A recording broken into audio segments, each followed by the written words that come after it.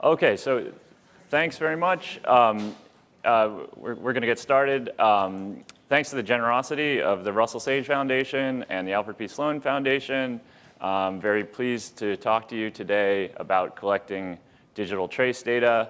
We're coming to you here from Duke University, and hello to everyone following along on our live stream around the world. So we're going to begin with some general discussion of what digital trace data is. We're then going to move into a discussion of its strengths and weaknesses. And the lecture today will be very similar to yesterday's lecture if you tuned in for our lecture on ethics, which is to say it's going to be very broad in scope.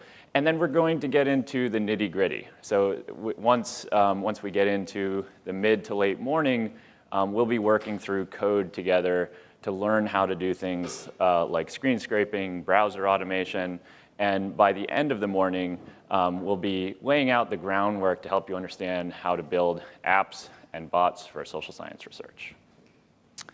So let's begin. Here's our schedule here. And sorry, I wanted to also point out, tune in today at 4 for a great guest lecture by Jim Wilson, who's a program officer at the Russell Sage Foundation and former professor who's going to talk to us about getting grants, particularly in this area, but also just kind of more broadly the grant-making process, something that many of us need to learn more about. Okay, so what is digital trace data? Well, yesterday we had a fantastic lecture from Duncan Watts, and Duncan, as his research presentation showed, was a pioneer in this area. And Duncan likes to describe digital trace data as kind of our telescope. So I like this quote from a recent book he wrote. Actually, it's not so recent anymore. Just as the invention of the telescope revolutionized the study of the heavens, so too, by rendering the unmeasurable measurable, the technological revolution in mobile, web, and internet communications has the potential to revolutionize our understanding of ourselves and how we interact. 300 years after Alexander Pope argued that the proper study of mankind should lie not in the heavens, but in ourselves, we have finally found our telescope. Let the revolution begin. Okay, so exciting.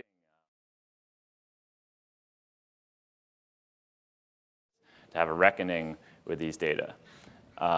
Yesterday, Matt talked quite a bit about the hype cycle in the field of computational social science. And I think, whereas when Duncan was writing this in 2011, we really were looking at this as many people were even thinking it might be a replacement for some more traditional forms of data.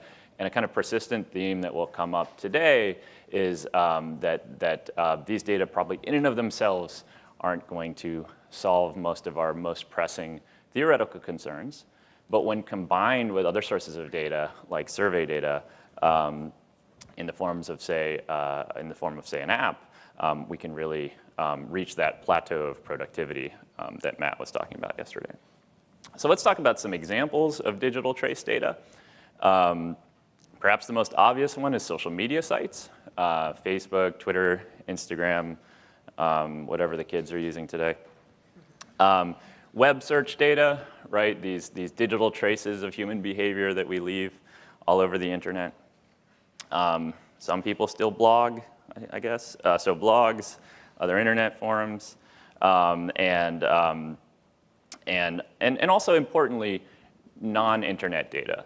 And I think too often when we talk about digital trace data, we tend to focus only on the social media data, when really, one of the most exciting developments is that we've begun to time travel. Things like administrative data on websites and the large-scale digitization of historical archives, such as, of course, the Google Ngrams corpus, but there's many other examples that are really just screaming out for analysis by social scientists. And so when we think about digital trace data, we can really look at a lot of different places.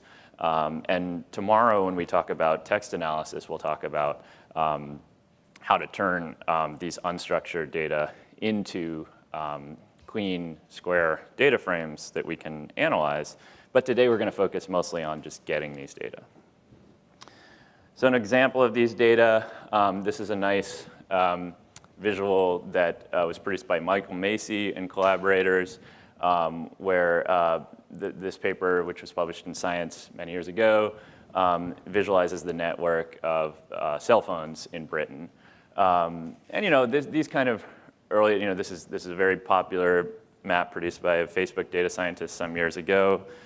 Shows that it created tremendous enthusiasm that if we could map the world with these data, what couldn't we do, right? And then the urinal, right? So this is Matt's. This is the great example from Matt's book, Bit by Bit, right? About the kind of ready-made versus custom-made data. So if we're thinking about digital trace data, right? It's something that was not produced for social science research. It was something that was produced for people to communicate with each other very often, or for advertisers to sell things, or some combination of the two. And so just as Duchamp's urinal here was transformed into a work of abstract art, the task of the researcher working with digital trace data is to figure out how to repurpose these data for analyses that it was never intended. So, we're not doing the Michelangelo, right? We're not building the study up from the ground, defining exactly what we want to ask who and when, where, and why. More often, we are kind of peering in with our telescope and saying, what is this, first of all, right? And then, can we use it? Can it be reasonably repurposed to measure and evaluate and understand a social process? And that's going to be the great challenge we face today. And I like this Picasso analogy better. Sorry, joke. I don't like the urinal. Okay. Okay, so now we're going to transition a little bit. If you're following along online, you will. We're just going to come back to the Summer Institute homepage, and we're going to transition to the second part of the lecture. And that is the discussion of strengths and weaknesses of digital trace data. So if you're following along, we are on Tuesday, and you can follow along with my slides right here.